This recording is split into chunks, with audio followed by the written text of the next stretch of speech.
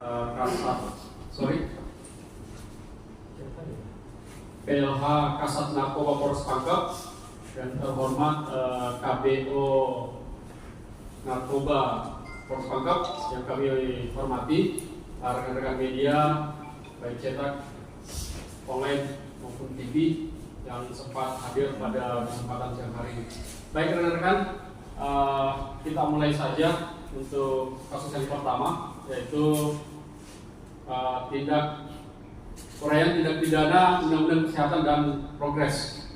Jadi untuk yang pertama yaitu laporan polisi nomor 17 Romawi 6 2024 tanggal 22 Juni 2024 untuk tersangka Sahra Al-Muda alias Muda. Mana?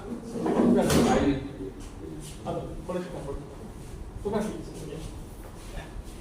ini yang pertama ya, ini Pak Sarah. Identitas Pak Sahra Al-Muhdar alias Muda Bindullah Indra, umur 21 tahun, pekerjaan swasta, alamat Sultan Hasanuddin, Kelurahan Bontokio, Kecamatan Minasatene, Kabupaten Pangkep. Untuk kejadiannya yaitu pada hari Sabtu tanggal 22 Juni 2024 sekitar pukul 22.30 WITA, anggota Satres Narkoba Polres Pangkep telah mengamankan pelaku karena memiliki, menyimpan, dan mengedarkan obat daftar G berlogo Y bertempat di Kampung Lete, Kelurahan Bontokio, Kecamatan Minasatene, Kabupaten Pangkep. Selanjutnya tersangka bersama barang bukti diamankan dan dibawa ke kantor Polres Pangkep untuk diproses sesuai dengan hukum yang berlaku. Untuk barang bukti, 1 saset plastik bening berisi 3 butir obat daftar G berlogo Y, 8 saset plastik bening berisi 240 butir obat daftar G berlogo Y, 1 unit handphone merek tipe 30 warna hitam, 1 buah kotak persegi panjang warna ungu. Untuk tersangka pertama, barang buktinya ada di depan saya. Mohon maaf saya tidak pakai. Untuk yang kedua, laporan polisi nomor 18 garis miring 6 garis miring 2024 garis miring SPKT Sat Narkoba tanggal 24 Juni 2024. Saudara Sulkifli alias Kifli bin almarhum bin Seman, umur 27 tahun, pekerjaan tidak ada, alamat Jalan Tengku Umar 11 Kalukubo 2, Kecamatan Talo, Kota Makassar. Jadi kronologisnya pada hari Senin tanggal 24 Juni 2024 sekitar pukul 00.35 WITA, anggota Satres Narkoba Polres Pangkep telah mengamankan tersangka karena memiliki, menyimpan, dan mengedarkan obat daftar G berlogo Y bertempat di Kampung Lete, Kelurahan Bontokio, Kecamatan Minasatene, Kabupaten Pangkep, yang mana obat tersebut ditemukan di tas selempang tersangka. Selanjutnya barang bukti dan tersangka dibawa ke kantor Polres Pangkep untuk diproses sesuai dengan hukum yang berlaku. Untuk barang bukti 46 biji obat tramadol, 450 biji obat daftar G berlogo Y, 200 lembar saset zinc, uang tunai 324.000, 1 unit handphone merek Samsung A73 warna putih. 1 tas selempang merek NIK. Baik, itu rekan-rekan pengungkapan kasus oleh Sat Narkoba Polres Pangkep. Mungkin ada yang mau disampaikan atau ada yang ditanyakan, silakan. Terima kasih untuk kedua LP ini, tersangka dan Samra alias Muda dan tersangka LP yang satunya Zulkifli alias Zulkifli ini, mereka ada saudaranya bandar. Jadi yang kami amankan ini bandar obat yang dijual ke konsumen pengguna yang dimana dalam hal ini mereka tidak punya izin edar ataupun tidak ada izin untuk mengedarkan ataupun mengolah yang namanya praktek komersial. Yang kami sita, saudara-saudara lihat di sini ada uang, jadi ini hasil penjualan. Jadi kami sudah amankan tersangka karena sudah diedarkan. Karena uang hasil penjualannya inilah yang kami sita. Kemudian barang buktinya juga ada lumayan banyak. Ya, untuk yang tersangka pertama itu 243, untuk yang kedua 450 butir daftar G dan tramadol 46 butir. Jadi mereka ini adalah satu rangkaian. LP 17 dan 18 ini satu rangkaian. Karena untuk si Sakra bandar pertama kami lakukan pengembangan untuk mengamankan Zulkifli, tempatnya mudah membeli barang lagi. Jadi ini di belakang ini adalah bandar pertama dari bandar tingkat yang di atas. Jadi kami lakukan pengembangan untuk menangkap yang di atasnya lagi atas nama si Zulkifli. Terima kasih. Dan Makassar Mudar ini yang berdomisili di pengguna obatnya itu sendiri kami jadikan saksi untuk menguatkan hasil penyelidikan kami bahwa telah terjadi transaksi jual beli obat daftar G tanpa adanya resep dokter dan izin kefarmasian. Habis Komandan, ini terkait dampak atau efeknya ini, apakah kita tidak melihat itu dari cara dijual?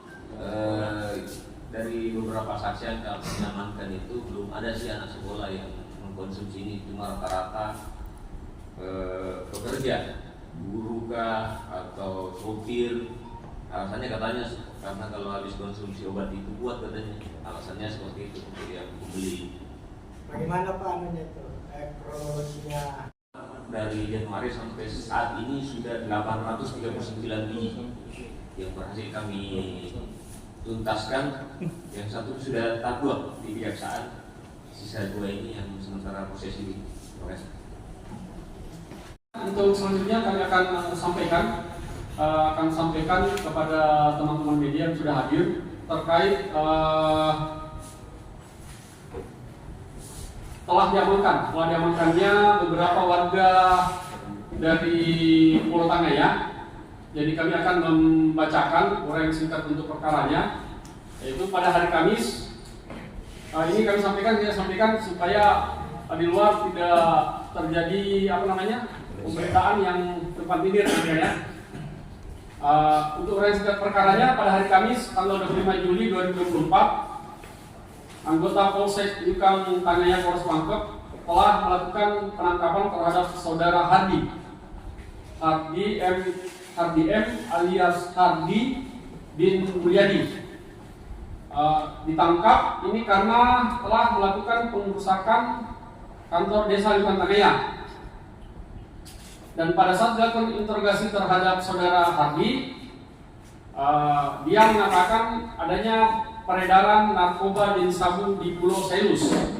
Jadi ini sebenarnya awalnya tidak ada kaitannya dengan narkoba, cuma karena pelaku ini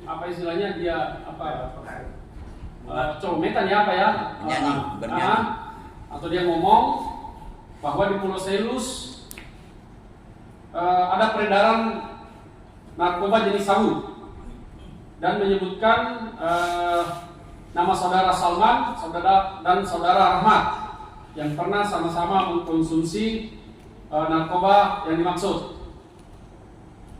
Dan saat dilakukan penggeledahan oleh anggota Polsek Dukan Tangaya, itu ditemukan satu alat hisap bom di dalam bagasi motor saudara Salman.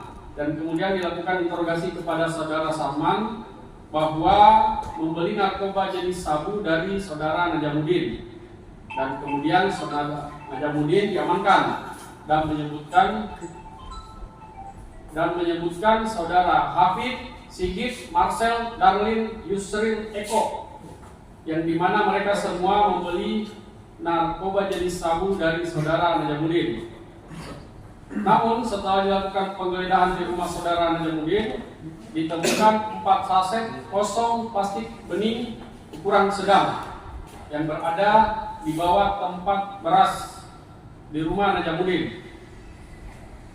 Setelah mengamankan barang bukti tersebut, selanjutnya 10 terduga, jadi saya ulangi, 10 terduga penyalahgunaan narkoba jenis sabu tersebut diamankan di rumah salah satu tokoh pemuda di Pulau Selus. Selanjutnya menuju ke rumah kepala desa Selus. Berdasarkan pengakuan para tersangka kepada personil Polsek Dukan Tangaya yang mengamankan 10 terduga pelaku, bahwa 4 saset kosong dan 1 alat hisap bom adalah sisa pakai pada bulan Februari 2024 dan Maret 2024. Selanjutnya menuju ke Kabupaten Pangkep pada hari Sabtu tanggal 27 Juli 2024 sekitar pukul atau jam 02.00 WITA, dan sampai di dermaga Macini Baji pada hari Senin pukul 00.00 WITA. Selanjutnya menuju ke Polres Pangkep untuk dilakukan proses penyelidikan dan penyidikan lebih lanjut. Untuk pasal yang disangkakan kepada ke-10 orang tersebut yaitu pasal 114 ayat 1 Undang-Undang Nomor 35 Tahun 2009 tentang narkotika yang berbunyi, setiap orang yang tanpa hak atau melawan hukum menawarkan untuk dijual, menjual, membeli, menerima, dan menjadi perantara dalam jual beli, menukar, atau menyerahkan narkotika golongan 1 dipidana seumur hidup, atau paling singkat 5 tahun dan paling lama 20 tahun, dan pidana denda paling sedikit 1 miliar dan paling banyak 10 miliar. Pasal 112 ayat 1 Undang-Undang Republik Indonesia Nomor 35 Tahun 2009 tentang narkotika. Setiap orang yang tanpa hak atau melawan hukum memiliki, menyimpan, menguasai, atau menyediakan narkotika golongan 1 bukan tanaman, dipidana penjara paling singkat 4 tahun dan paling lama 12 tahun, dan denda pidana paling sedikit 800 juta dan paling banyak 8 miliar. Pasal 127 ayat 1 Undang-Undang RI Nomor bahwa yang menjadi objek perkara di sini adalah sabu-sabu tidak terdapat karena yang ditemukan adalah saset kosong, kemudian bomnya juga kosong, sehingga diklasifikasikan sebagai residu. Residu artinya sisa pakai, karena memang yang bersangkutan terduga pelaku ini yang 10 pernah mengkonsumsi, tapi di bulan Februari dan Maret. Jadi seketika itu waktu diamankan tidak sedang pakai, tapi karena pengakuannya memang pernah, jadi setelah itu kita lakukan tes urin, ternyata negatif hasil urinnya, sehingga kami lakukan langkah karena adanya pengakuan pernah menggunakan sabu, kami lakukan rehabilitasi medis dan sosial. Jadi kami sudah koordinasi dengan BNN, kami lakukan rehab sosial dan medis untuk ke 10 tersangka sebagai tindak lanjutnya kami, sehingga ada solusi terkait masalah mereka pernah menggunakan, dan itu diatur di undang-undang bahwa penyalahguna bisa dilakukan rehabilitasi medis maupun sosial terkait masalah penyalahgunaan sabu. Terima kasih.